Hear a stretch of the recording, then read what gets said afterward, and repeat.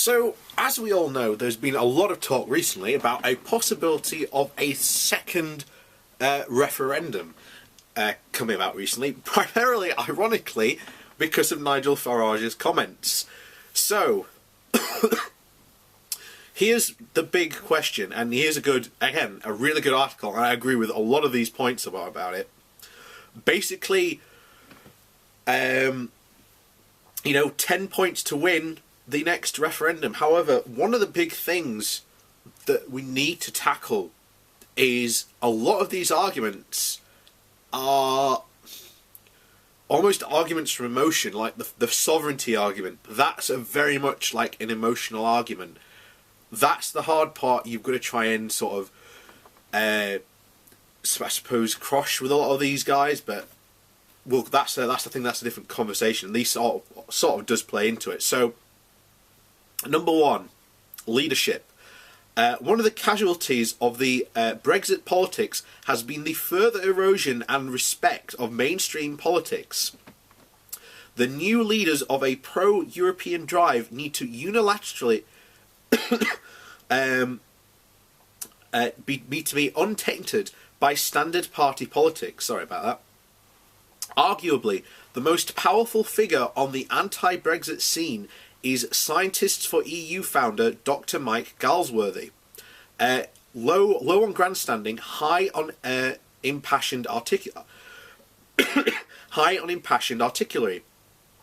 The movement needs more like him. Imagine an NHS-specific Galworthy, a Galworthy from farming, another from manufacturing, and so on. People with a genuine stake in the sectors they represent.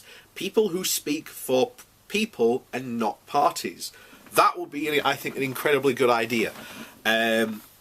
Lots of sectors are heavily going to be affected by Brexit, and a lot of these people do speak out, but they haven't really, I think, projected their voice in a loud enough way for them to be able to hear it. Like, I think Ian Dunt, he's very good. You've had, for quite a while now, one of the guys in the Financial Times wrote an amazing article on basically how poor Britain's economy actually is, and the fact that Brexiteers vastly overestimate how good it is.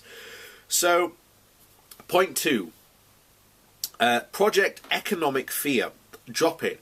Until a major business pulls out of Britain, citing Brexit, the major economic arguments are all but impossible to pass for the majority of people. And this is one of the things I constantly find, and I think you've got to understand this. When you're talking economic arguments, if you took an economic expert out onto the streets to try and explain to the people of Barnsley why Brexit is going to be bad for them, that's literally what's going to happen. It's just going to go straight over the top of their heads. They won't care. So I 100% agree with it. Number three, the NHS.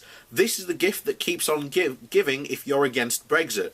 Use it as the totemic issue. Repeat endlessly. You can have Brexit or you can have the NHS. It's your choice. And that's exactly what is going to happen. After post-Brexit, this opens up the NHS to massive privatisation from the USA, and as well as allowing the US pharmaceutical companies to force the NHS to buy a lot of very high-value drugs when we could get the same drugs elsewhere for a cheaper price. So, number four, friction and loss of rights.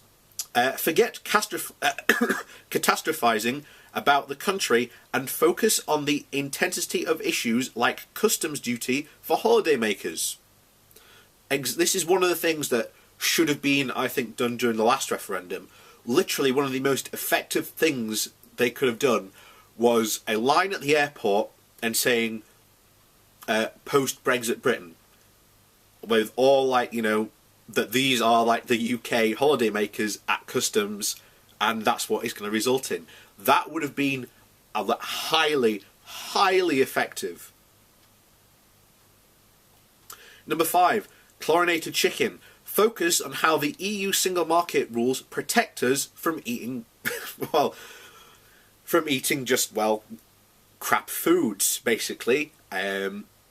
We have the highest food standards in the world, and this is not a bad thing. This is a good thing. Anyone who is arguing about that basically is arguing that you should eat chlorinated chicken, and I want to put this forward now. I want to see them eat chlorinated chicken first before I do, and we'll see. So number 6, cancer. This is vastly important. This is one of the things that didn't get talked about, but has since, I think, really come to the forefront. What could exemplify the vacuous arguments that leaving the EU gives us more control when the ability of radioactive isotopes for cancer treatment is still not guaranteed? If we leave the EU without a deal and without a Eurotam deal, and without doing something about that, you could have a year, maybe more, of the NHS can't do cancer treatments for people, can't do X-rays. Something like that would absolutely be catastrophic. And yet this is not being talked about in Parliament, and it very rarely comes up in discussions. So, number 7, organise in the real world. Ranting online is cathartic, but talking calmly with real people is a game changer. Join grassroots to help with this. I fully agree with that, completely. Number 8, stop shouting Remain. Unless Remain becomes an option again, drop it. It represents the status quo that is no longer available. You cannot make June the 23rd, 2016 unhappen, but you can make yourselves look undemocratic, so try not to.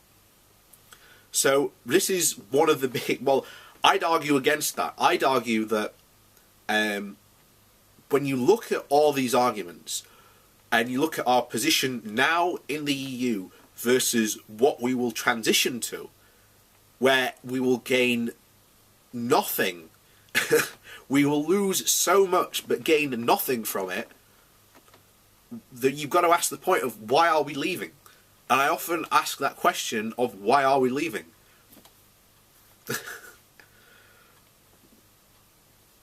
So number 9, understand the difference between objectives and messaging. Messages open cognitive doors to achieving objectives.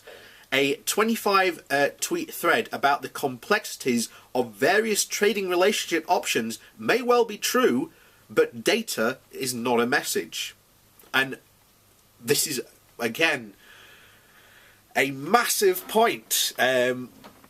Data is very valuable to, explaining why we are leaving the EU, but the problem is you are trying to argue with a lot of people who have emotional reasons, I think very unvalid emotional reasons when it comes around to this, and data will not make a difference when you're trying to argue with those people. Yes, it's true and factual, but it will not make a difference. So, number 10, focus on your base. Grind out those votes. The majority for Brexit is shrinking all the time, while younger pro-EU voters are added to the electoral roll daily. This is how Trump and Brexit won. So, in short, whatever you do, don't repeat the mistakes of the past. And I completely agree with that. But you have to have, I think, a real look at some of the arguments. Like the main one, the main two arguments are sovereignty and immigration. So the sovereignty argument is absolutely 100% factually wrong. There is a House of Lords review on this, basically saying, yeah, the UK is an absolutely full sovereign state. Even after the referendum, the government released a white paper basically saying that this whole thing of that the UK had lost its sovereignty was completely bogus.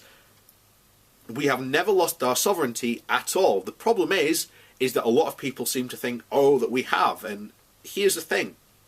Modern, trade agreements, these trade agreements that we're going to do will include loss of sovereignty.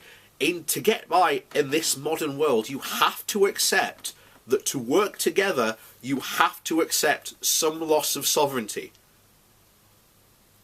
That is how the modern world works. It is how the modern world has worked for years, for decades.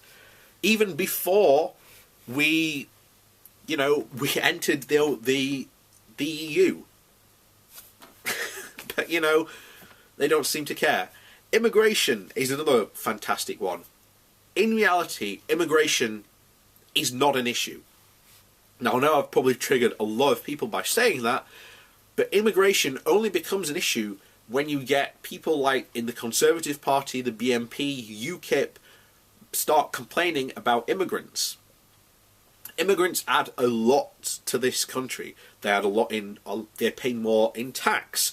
They are more likely to fill jobs that Britons basically won't do. The hotel industry is probably numero uno. It is. I know two people who are managers at hotels. Their entire staff is pretty much EU citizens or immigrants to the UK. They're the only people they can get to work in the hotels. They are incredibly worried what will happen post-Brexit. Because where are they going to get their staff? So, and there are other arguments. There's the other argument I love as well is our level of our islands, the Republic of Ireland, and our level of immigration is exactly the same. But how come a smaller country with a smaller GDP than the United Kingdom can handle that level of immigration, but we can't? And then this is where it comes, you switch from it's immigration that's the problem to it's the government that's the problem. Because it's been for years a really bad lack of government foresight and foreplanning that's come to this problem. The housing crisis is a problem because the government hasn't looked forward enough to plan for expansive in population. That's just a fact. Even if you were to take every single immigrant out of this country right now, there would still not be enough housing for the native population. That's a problem, and that it needs to be addressed. And that is almost goes down to your local council level on that point. Some councils are better than doing it for others. Some councils do plan like massive housing developments. The problem is that they then build the wrong type of house. What they need to build is the low oh dear. I need to build the low income housing that what is actually needed at the moment, which a lot of people cannot afford, like the mid-tier housing, which is what the housing companies most want to build, because that is where they make most of their money. So that's just a couple of the arguments. But so let me know what you think. Do you think these 10 points are right? Do you think there needs to be more points added to this list? Do you agree with some of the points? Do you disagree with some of the points? Let me know what you think.